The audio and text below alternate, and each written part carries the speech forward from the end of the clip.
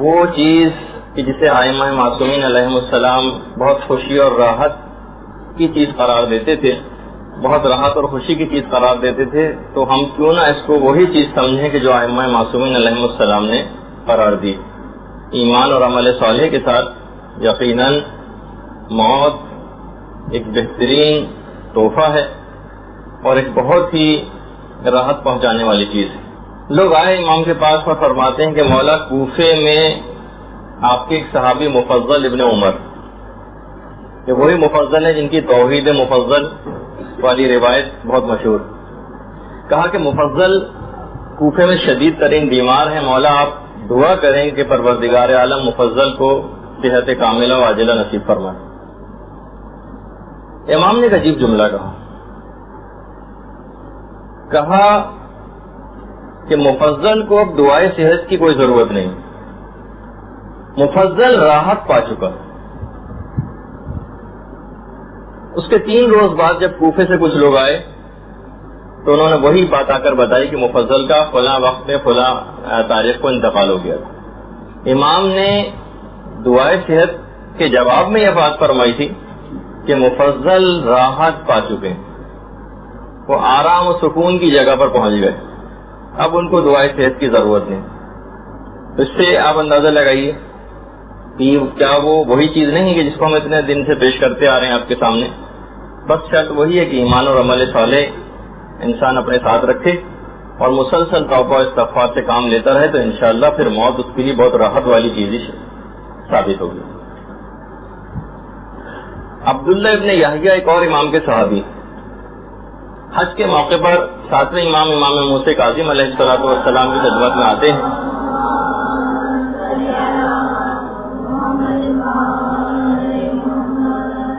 امام نے عبداللہ سے کہا کہ عبداللہ جتنا بھی عمل خیر کرنا چاہو کر لو کیونکہ تمہاری موت قریب ہے۔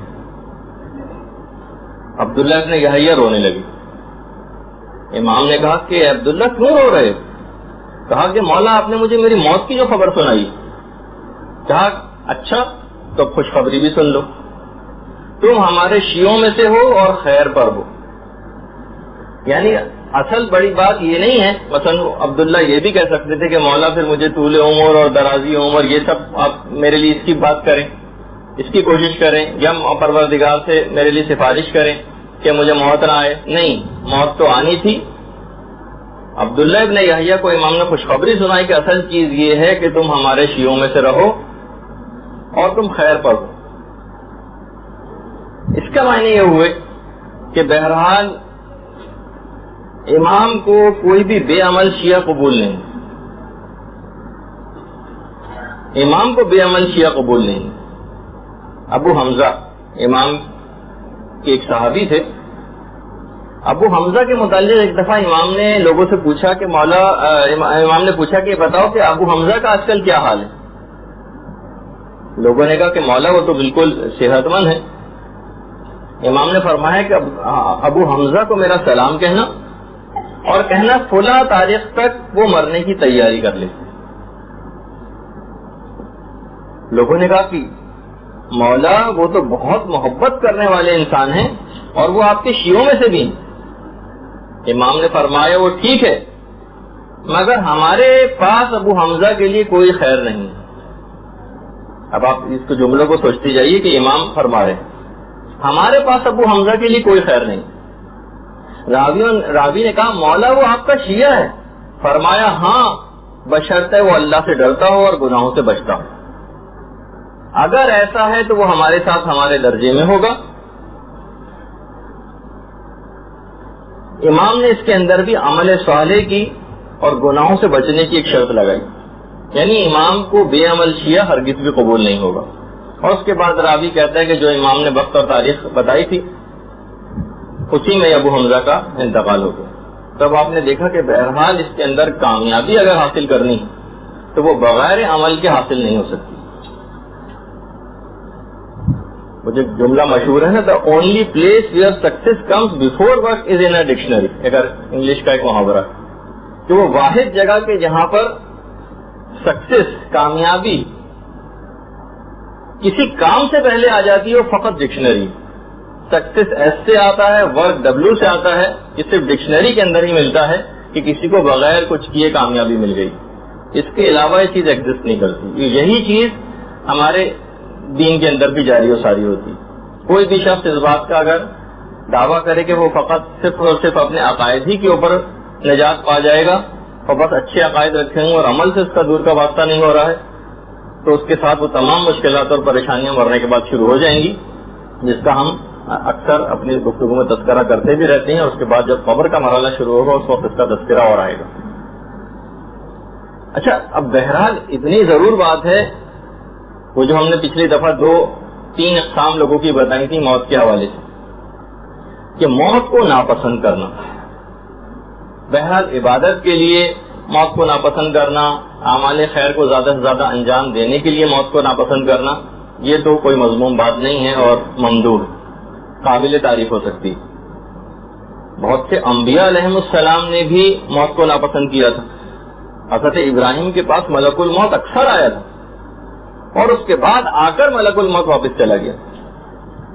تو پروردگار عالم کی طرف سے ملک الموت کو یہی جواب ملا تھا کہ ابراہیم کو چھوڑ دو کیونکہ وہ میری اور عبادت کرنا چاہتے ہیں.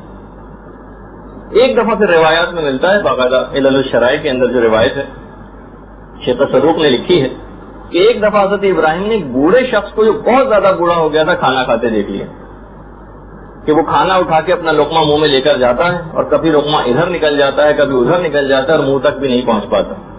تو ایسی زندگی تو ابراہیم کو پسند نہیں تھی کہ بڑھاپے میں اس انداز کی نوبت آ جائے, اور جب زندگی گویا کچرے کوڑے کا ڈھیر اور ایک بوجھ محسوس ہونے لگے اس کے باوجود بھی انسان طول عمر کو حاصل کرے.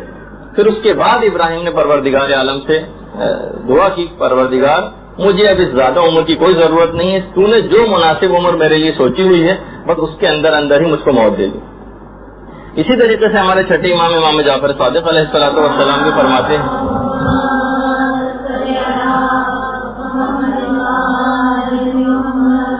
کہ حضرت موسیٰ بھی اسی طریقے سے اپنی موت کو ٹالتے رہے. تو پھر پروردگار عالم نے ملک الموت سے کہا کہ جب تک موسیٰ خود موت کی فرمائش نہ کریں جب تک ان کو موت نہ دینا, جب تک کہ خود فرمائش نہ کریں. تو ایک دن وہ واقعہ بڑا مشہور ہے کہ پھر حضرت موسیٰ جا رہے تھے اور انہوں نے دیکھا کہ ایک شخص جو ہے وہ قبر کو کھود رہا ہے اور ایک آدمی کے سائز کی قبر تیار کر رہا ہے. حضرت موسیٰ واقعہ مشہور ہے کہ اس کے بعد قبر کے اندر لیٹ گئے. جیسی قبر کے اندر لیٹے ایسی پیمائش کرنے کے لیے, اس کی مدد کرنے کے لیے, اسی وقت جنت میں ان کو اپنا مقام نظر آیا. اسی وقت پروردگار عالم سے دعا کی کہ پروردگار مجھے اب زندگی زیادہ پسند نہیں ہے, اب مجھ کو بس موت دے دے.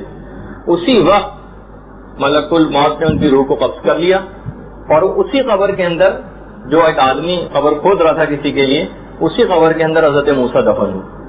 پھر امام صادق نے یہ بات بیان فرماتے ہیں کہ وہ آدمی اصل میں ملک الموت تھا کہ جو اس طریقے سے قبر کو کھود رہا تھا. اور بہرحال حضرت موسیٰ اس کے اندر آئے اور پھر جنت میں اپنا مقام نظر آیا اور دعا کی اور اس کے بعد پھر ان کو موت آئی. یہی وجہ ہے کہ امام فرماتے ہیں کہ موسیٰ کی قبر کا کسی کو پتہ نہیں چل سکا.